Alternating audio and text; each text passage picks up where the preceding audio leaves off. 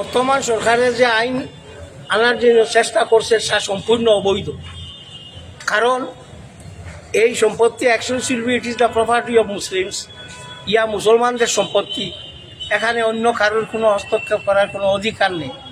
সরকার শুধু ওয়াকফ সম্পত্তি নিয়ে ব্যতিব্যস্ত হয়ে গেল। হিন্দুদেরও তো মন্দিরের যজস্র আছে, জৈনদেরও আছে, খ্রিস্টানদেরও আছে, তাদের প্রতি তো তার কোনো খেয়াল নাই, শুধু মুসলমানদের নিয়ে ব্যতিব্যস্ত চলছে। আমরা এগুলো তীব্র নিন্দা করি এবং আমরা প্রতিবাদ করি। যদি প্রয়োজন পড়ে যন্তর মন্তরে যাওয়া পড়ে তা আমরা সবাই মিলে দিল্লি যন্তর মন্তরে গিয়ে প্রতিবাদ করি।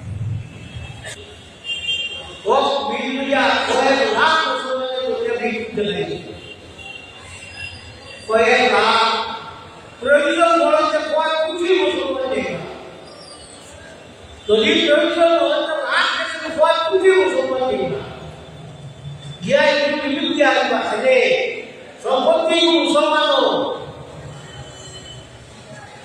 মুসলমান ভাষাভাষা ওদের ধর্মী ওদের আমি ওদের বিহার রক করিয়া এগুলো তো তুমি পাক করাই কোনো কথা না।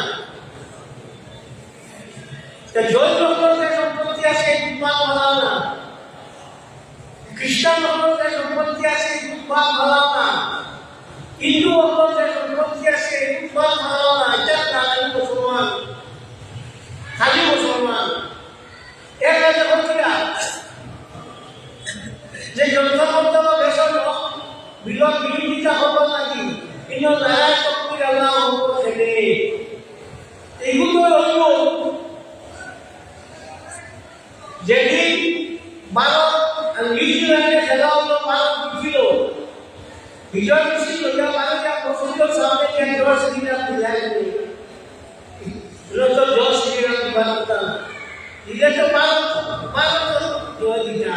ভারত জিতেছে।